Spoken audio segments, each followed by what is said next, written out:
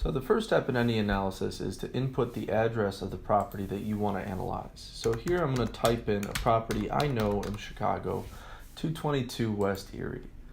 Now this is a development that was completed in 2010, so it's now a stabilized property, and I can analyze it as either a stabilized asset, a value add, or a new development. I'm going to choose value add because now it's probably at a good point where it can use some value add. The first step, if I have the rent roll, I actually can't upload the rent roll here.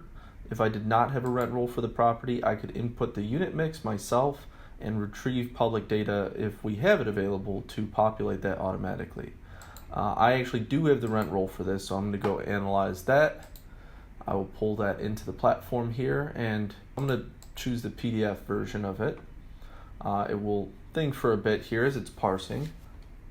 So now you can see every floor plan that was detected in the rent roll has been combined, and the square footage and number of units, market rent in place have all been detected and averaged as per floor plan.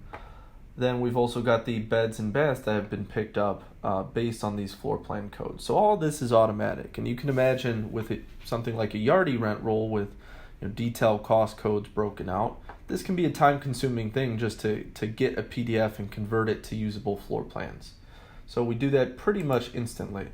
So step 2, you can upload an operating expense statement if you do have it. We will parse it and categorize the line items for you. If you don't have it, you could just skip to the next step and fill in the property info. I do have it, so I'm going to go ahead and add that in here.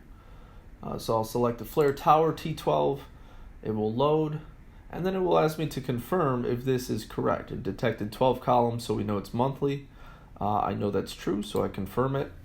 And now it will actually categorize every single line item in the operating expense statement based on National Apartment Association standards.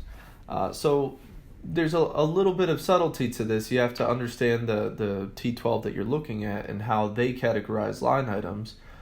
So in this instance, one important thing to note is we do not account for gain or loss to lease at this point. And the way this is categorized, they call gross potential rent what should actually be called market rent, then gain loss to lease, then gross potential rent. It's their convention. That's okay in this particular operating statement. So I'm going to change this to remove. I'm going to you can see here already gain loss to lease is picked up as remove because we don't account for that right now.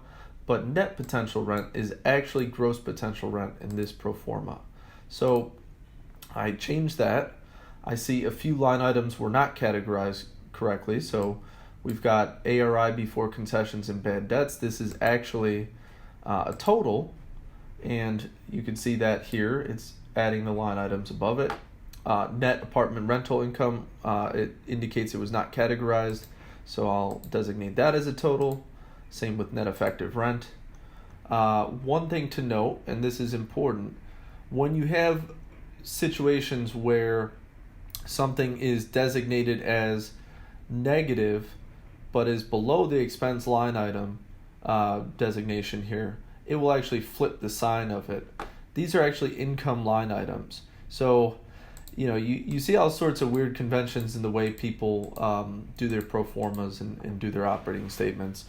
These are income line items, but they happen in the expense section because this is referring to corporate rental income, this whole section here. So I just flipped them over, easy enough to do. I see the same thing with retail revenue, other income. These are definitely income line items, and we pick them up as such, but they're below the line, so the signs flip. Easy enough to flip back and forth.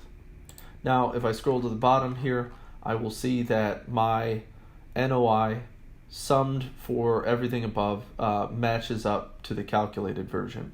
So this one is actually from the T12 itself, and this is what Enodo has calculated after categorizing all the different line items.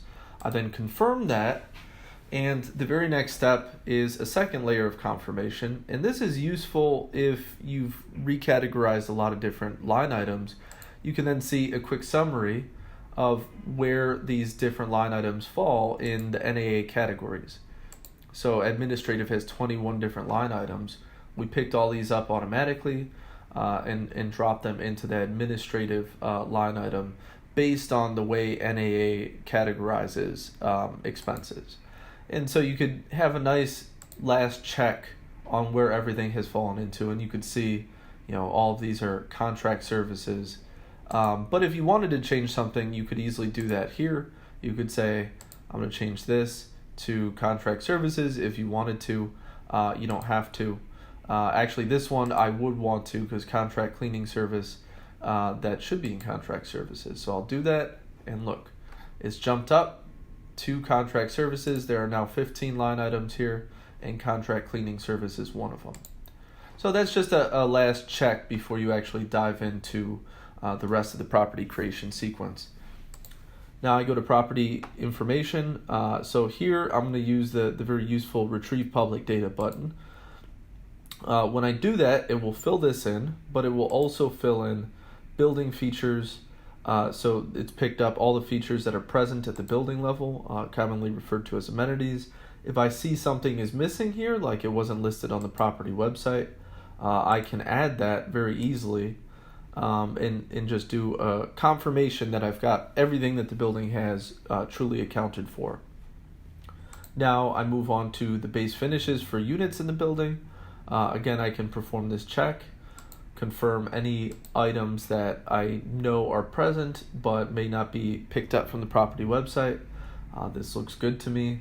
I can submit then, and what it will do is it'll collect all the property info we have, it'll analyze amenities, it'll identify rent comps, and calculate rent and expenses. And the next step, you're in the platform and ready to do your analysis. So from here, I will split the videos. I will do this as the property creation sequence, and then I will follow up with a video that shows how to analyze a property once you're in the interface.